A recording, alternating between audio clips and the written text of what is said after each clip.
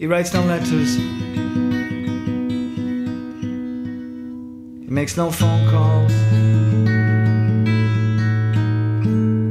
Friends, family.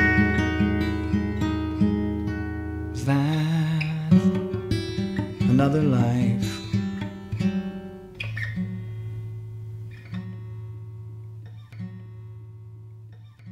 For what seemed like the longest time, neither my buddy Loomis nor I had a girlfriend.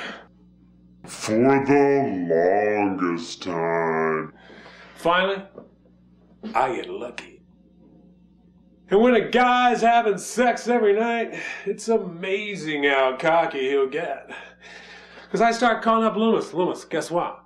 What? Tonight, I'm gonna have sex, and you won't. And I don't do it just once. No, sir.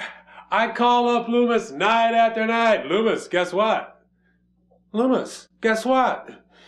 What? I'm gonna have sex, and you won't. Ha ha! It actually became a kind of comforting ritual for us. But then, what do you say to a guy in a mental institution, huh?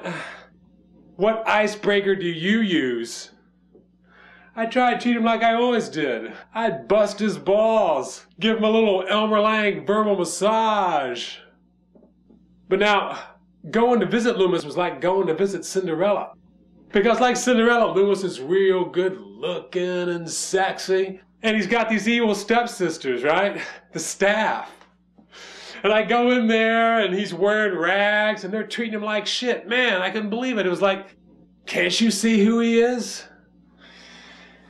But they're evil stepsisters and they don't want to. And that's depressing. And then we go to his room. So what do you say to a guy in his room in a mental institution? Because Loomis is sitting there staring off into space, you know. He's real depressed. But I spent time coming to see him, you know, and I want some acknowledgement and respect for that effort. And if I wasn't going to get it, I was going to bust his balls. Like one time I said something like, Loomis, the Magnificent Loomis, resting here in his castle. Things are quiet for him now, but I remember a couple years ago, aliens came to Earth and threatened to destroy us unless we could prove we deserved to exist. You remember that, Loomis? You remember that? That's when these limos raced up to where Loomis was resting in his castle. Because world leaders realized, hey, this is it. There's no time for bullshit. We got to get the coolest man on the planet to go convince the aliens we deserve to exist. So these limos race up to the driveway, guys leap out, where's Loomis? The warden's like, Loomis? You mean that kind of cute guy who plays guitar?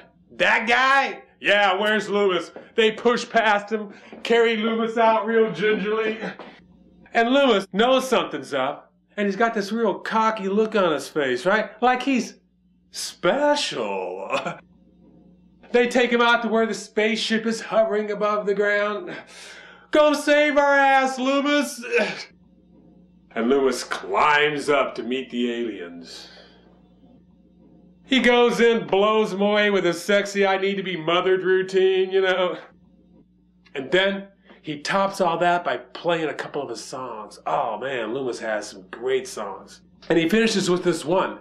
I know every time he plays it, at a certain place, my heart does this little flip, right? Because it's so sweet and tender and sad. There's no defense against it, I'm telling you. And when Loomis played it, I used to try and stop him because I didn't like having my heart flip-flop. You know, I wanted to control my heart. Then I go, Loomis, stop playing that sad. And my heart would flip. And an alien's would too, is what I'm saying. And the world was saved. You remember that, Loomis? Is that the way it happened? But then I blew it. I didn't mean to, you know. I mean, I was just, you know, I just kind of took that joke one step too far.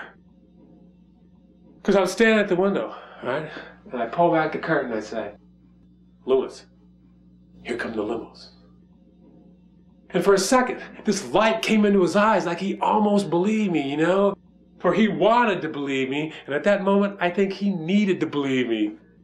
And I tell you what, it did make sense, it did seem logical. I mean, I believe he was the coolest man on the planet. Loomis would be my contingency plan if aliens landed. But looking in his eyes, my mouth got stuck. Things were too serious. And in the silence that followed, that light went out.